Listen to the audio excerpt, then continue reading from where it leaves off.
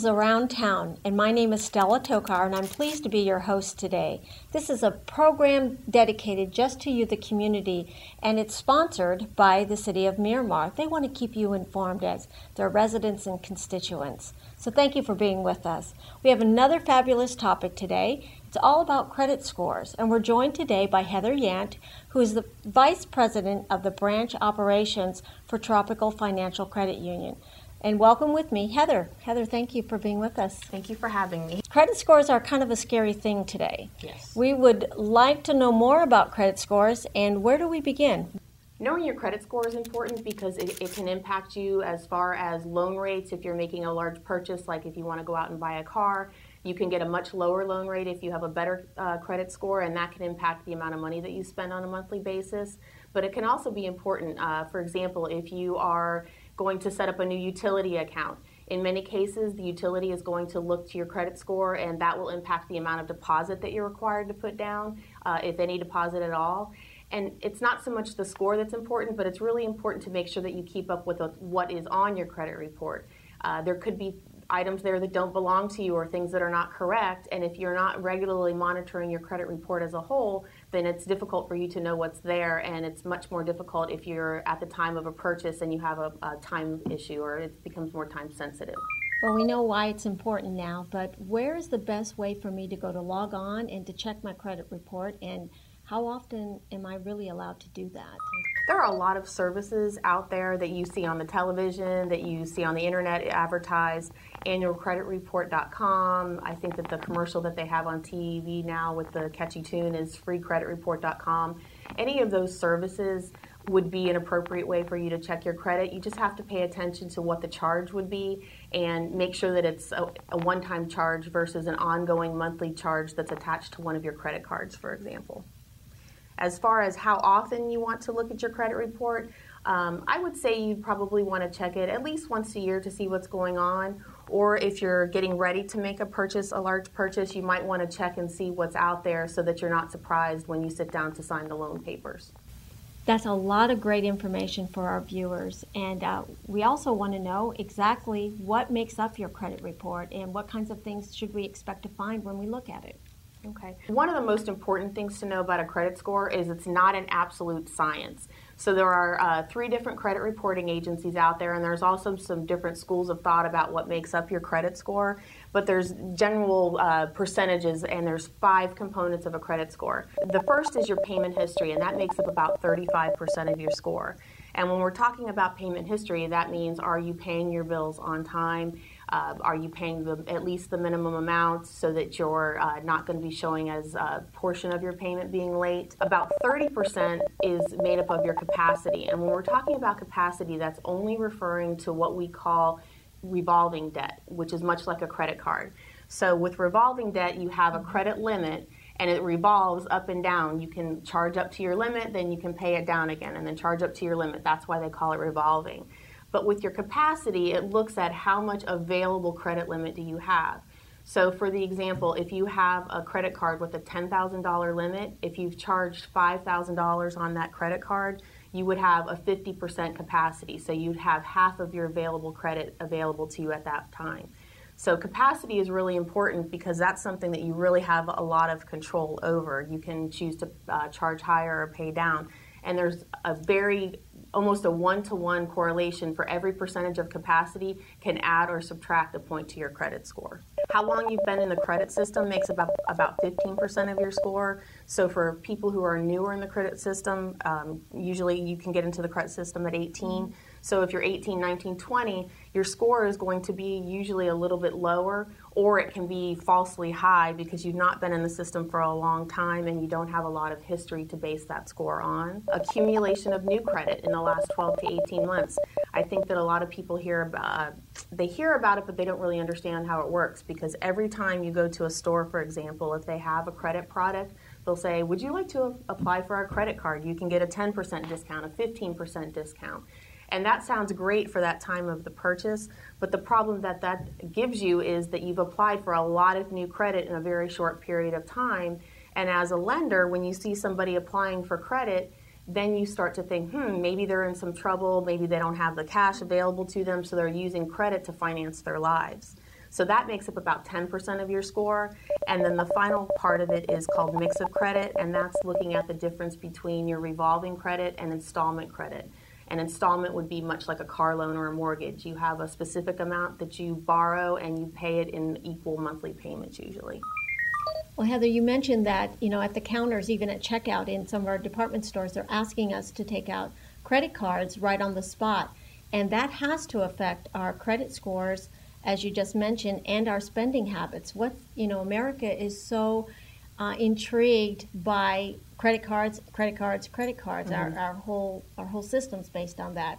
So how does that affect our spending habits? How does that affect our credit score? When you're looking at your habits, you have to look at your spending habits overall. And again, if you're not the type of person that applies for a lot of credit cards, or you don't have a lot of credit cards that you carry in your wallet, if you go to a store that you go to often and it makes sense for you to get their credit card because you're going to receive a discount when you make your payments, then that's something that makes sense. But you have to think about, how many credit cards have I applied for recently in the last 12 to 18 months?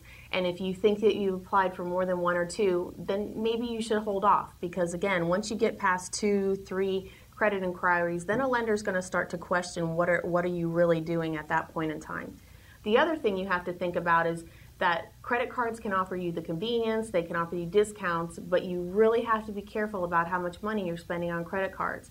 And if you're not able to repay that credit card debt fairly quickly within a few months, then you really need to think about, is that a purchase that you need to make, or are you putting yourself in a position where you're going to be living with that credit card debt for the rest of your life? So I think it's not only just about your credit score and how it affects your credit score, but it's really your overall spending habits. Well, then, if someone realizes that their spending habits are a little bit out of control, and they want to make some adjustments, what do they do to close their accounts or cut up their credit cards? You hear about people going on those frenzies where they're just cutting them all up and closing their accounts. What is the safest way to do some control management on your credit? One of the things that I think is a common misconception or a common mistake that people make is that if you have a credit card and you're switching over to a different credit card because of the payments or because of the interest, for example, that it's very common that you would just close out the account that you're no longer going to use. Unfortunately, if you go back to what your credit score is made up of, we said 30% of it is capacity. So if you have, for example, a credit card you've had for a long time and you have a $10,000 limit on it, if you pay that card off with another card, but then you close down that $10,000 limit, you've just really wrecked your capacity, and it's going to have a huge impact on your score. So if you have the discipline not to continue to spend on those cards that you really don't want to use anymore, then it's a good idea to leave the account open. Cutting them up is great. If you don't have the card, it's a little bit more difficult to use it. You even see the commercials on TV sometimes where they'll put the credit cards in a block of ice in the freezer because it takes you a long time to get that block of ice unfrozen. And that can be the cooling off time that you need to think through that purchase before you go out and spend on that card. So overall, if you can not spend beyond your means, keep the accounts open. But if you can't control yourself, it's better to have a little bit of an impact to your card than it is or to your score than it is to keep the account open and get yourself in trouble. Many of our families already may be experiencing some credit crunches and maybe some adjustments, maybe going through a foreclosure. And all of these things affect their credit and their abilities to become financially stable. What if they have weakened their credit scores, or they've gotten to a point where they can't use credit at all? How long would it take for them to rebuild that, and how can you actually build a weak credit score? We know that there are a lot of people out there today, Stella, that have impacted their credit score, whether it be that they've lost a job, they're not working as many hours as they used to, so their income is a lot less. But what you can do is, if you have done some damage to your score, some of the suggestions that we have if you're trying to improve it are pay down whatever debt is possible. So if you have credit card debt, work as much as possible to get some of that paid down. If you have the ability to move some of your credit card debt or revolving debt into an installment debt of some sort, if you can get a fixed term loan through your financial institution, that'll help your score because it fixes your mix of credit, but it also will fix your capacity issues that you're experiencing. You want to look at your credit report, and if there's any collection items, that have, if you owe $25 for this or $50 for that. If you can get those worked out fairly quickly, sometimes that'll help your score. Unfortunately, with those collection items, though, they are going to live on your credit report for about 7 years. The good news is the older they are, the less impact they have on your score. And then also, you want to make sure that everything on your credit report really does belong to you. There's all kinds of issues with identity theft, if you've left your card somewhere. So if you have any fraudulent charges that don't belong to you, or collection items perhaps that don't belong to you, you definitely want to get those disputed with the credit reporting agency and get those taken off of your credit report, because that can have an immediate impact to your score. Now, how does that impact also the person getting a hold of the company? How would they go about doing that? And if they find information that it doesn't belong to them, how quickly can that be rectified? Well, if you have information that you can prove that information doesn't belong on your credit report, the best thing is to do, you write a letter to the credit reporting agency, and if you have receipts or any kind of affidavits that would confirm that that's not your charge, you send that to the credit reporting agency, and I believe that they have 30 days to respond to you. So within that 30-day period of time, they're going to respond and let you know what their action is going to be. And then within probably another 30-day cycle, hopefully those items should be removed from your report and your score will rebound immediately when they're removed.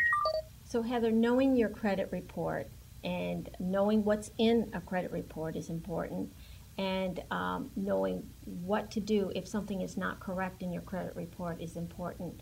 Are there any last few ideas, the ABCs, that you would like to leave with our viewers about checking their credit score, and any last thoughts about how to manage it better?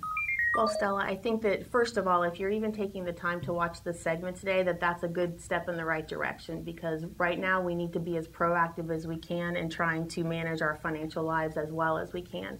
But I think the most important things you can do are, first of all, make sure that you are checking your credit report on a regular basis. Know what's on that report and understand what makes up that report. You're way ahead of a lot of people out there if you even start with that. And then beyond that, I think it's just really taking a look at your spending habits, making sure that you're not spending beyond your means if at all possible. There are all kinds of tools out there available for budgeting and for really any kind of self-help that you're looking for in your financial life. And if you just take the few minutes of time to really invest in looking at your financial picture overall, at the end of the day, it's going to help you, whether you're making a purchase or just in your day-to-day life. Heather, do you have any recommendations on how early someone should start their credit? I know having 2 college students already graduated, they were flooded with mail on credit and taking out credit cards, and I did have one of my children take out a credit card in college and is still suffering for that choice that they made. So really, how early is it to start a credit account? Stella, that's a great point. Remember when we talked about what makes up your credit, that about 15% of your score is based upon the length of the time that you're in the credit system. So if you're 18 years old, it's a good idea if you can get some education and also if you will have some discipline about your spending. But if you can get yourself one credit card when you're 18 years old and manage that credit card well, that's the best thing that you can do. You're starting out for yourself as an adult. You're starting your credit behaviors and history so that lenders can see what you're doing, and that'll help you to establish your score and start to help you to move forward. Because I know we talked to teenagers today, 18, 19, 20-year-olds, and if they didn't get that credit card or they haven't done anything to establish credit, then they get to be, when they're graduating from college, they want to buy their first car, and then they go to a car dealership or a financial institution and try to get that first loan, and they don't have anything in their credit file, and the lender looks at them and is either going to deny them that credit or is going to tell them that they have to go have a co-signer, which is usually a parent. And I can tell you that these kids do not want their parents co-signed on their loan because they feel like that gives their parents way too much control over them. So 18 years old, get yourself a credit card. You want to make sure that you really monitor the limit.